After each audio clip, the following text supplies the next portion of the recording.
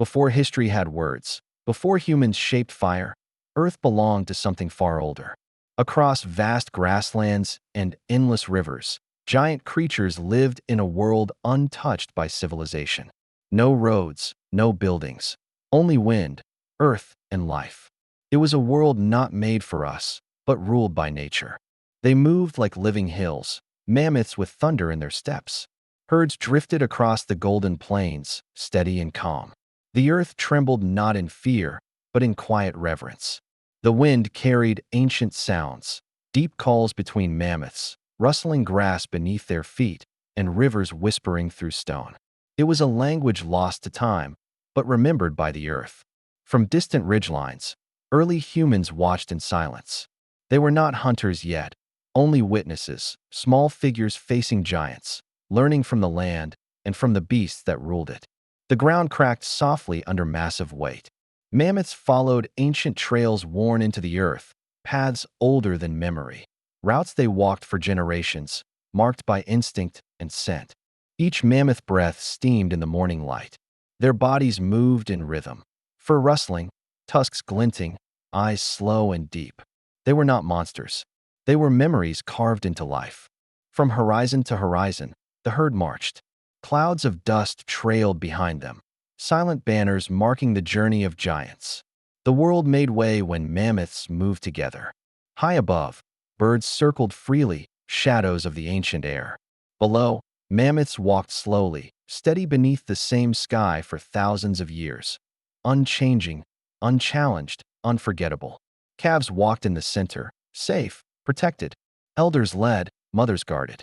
These were not random migrations. They were echoes of generations, stitched into memory by love and survival. This was their time, their land. They shaped the paths, the soil, the silence. Before we left our mark, the mammoths left theirs, deep, quiet, and eternal. Beyond the plains, towering forests waited. Mammoths pushed through dense trees, brushing bark and moss. The air was damp, green, and alive with sound, a wilderness as old as breath itself. Cold winds swept across the valley. Far beyond the grasslands, the ice waited, silent, gleaming, deadly. Mammoths knew this place. They had walked its frozen breath for centuries. They passed through sacred stones, giant monoliths carved by wind and time. Each echo of their step rumbled across the cliffs, as if the earth remembered every footfall. In the lowlands, the world slowed. Mammoths waded through muddy water, surrounded by reeds and frogs. The silence here was deep, thick like mist, ancient like breath. The herd wandered into crimson canyons. Red cliffs rose like walls, etched by wind and centuries. Here, even giants looked small, carved into stone, framed by time itself. The mammoths moved beyond the Red Canyon. Their footprints sank deep into soft earth. Behind them, a silence lingered. But silence never lasts long in a land of giants. In the low forest nearby, another giant stirred. The megatherium, slow, hulking, silent. It stood upright, claws curled, reaching for leaves others couldn't dream of touching. Further downslope, heavy shapes rustled the brush. Glyptodons, armored like living boulders, moved slowly but steadily, their domed shells catching the sun like ancient shields on legs. At the lake's edge, strange beasts drank deep. Toxodons, barrel-bodied and thick-jawed, snorted and huffed. Not rhinos, not pigs. Something else, something ancient, made from mud and flood. They never fought. They didn't need to. This land was wide enough for all of them. From fur to armor, from claw to hoof. Each moved with purpose and balance. There was no wind, no bird, only a white plain that swallowed sound. The ground cracked as they came, woolly mammoths, cloaked in snow-thick fur, moving like glaciers with breath. They did not step. They pressed. Snow collapsed beneath each footfall like softened rock. Their tusks scraped the ground, unearthing frozen grass and mammoth bones from winters long dead. The wind returned, slow, then screaming. Snow slashed sideways. Mammoths turned, side by side, facing it. They did not kneel. They braced, heads low, tusks forward. Mountains would have moved first. When wind died, they dug. With tusks like shovels, they carved down to soil. The matriarch tested roots with her trunk. Rot meant death. Fresh meant warmth for one more day. No destination, no migration, just motion. To stop was to freeze. The herd moved forward, not knowing where, only why. Because their blood still ran hot, and the ice still lived.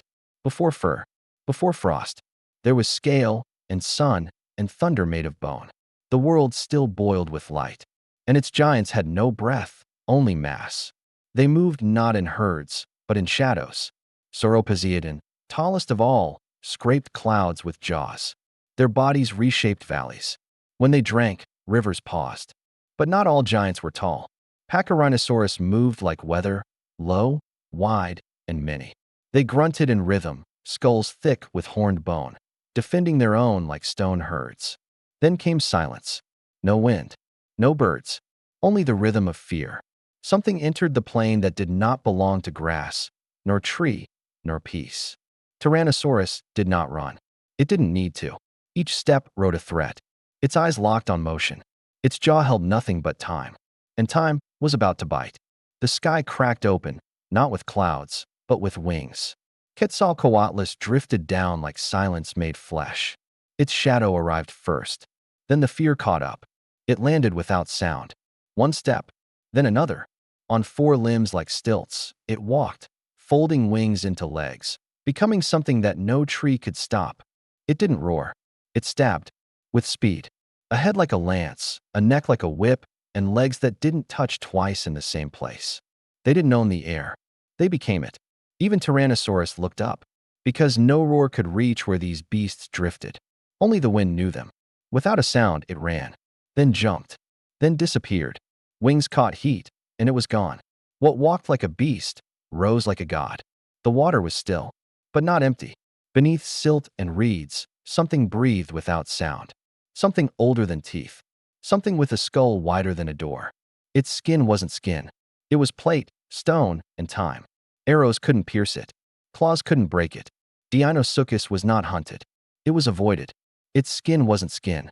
It was plate, stone, and time. Arrows couldn't pierce it. Claws couldn't break it. Deinosuchus was not hunted. It was avoided. No path was safe. No herd could rest. Because somewhere, in every floodplain, the water remembered Deinosuchus. And the wise stayed thirsty. It didn't chase. It didn't roar. It simply returned, under water, under mud, under time. Deinosuchus didn't leave the world. The world left it alone. The wind changed direction. The birds flew wrong.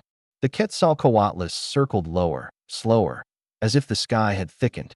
Something far away had already begun to fall. Even the Tyrannosaurus paused, not out of fear, but confusion. The wind touched its skin wrong. The soil vibrated. And for once, it didn't know why it was angry. Deinosuchus didn't hunt that day. It floated unmoving, not asleep, not alert. The water no longer tasted like itself. Beneath its armor, it waited for something older than hunger. It came at noon, but looked like dusk. A bright point over the trees. Not moving, not blinking. Then the sound came. Not loud, not near, but final. And then it happened. Not light, not fire. First, wind. Then, the ground jumped. Trees cracked. Skies split. And for the first time in 160 million years, everything ran.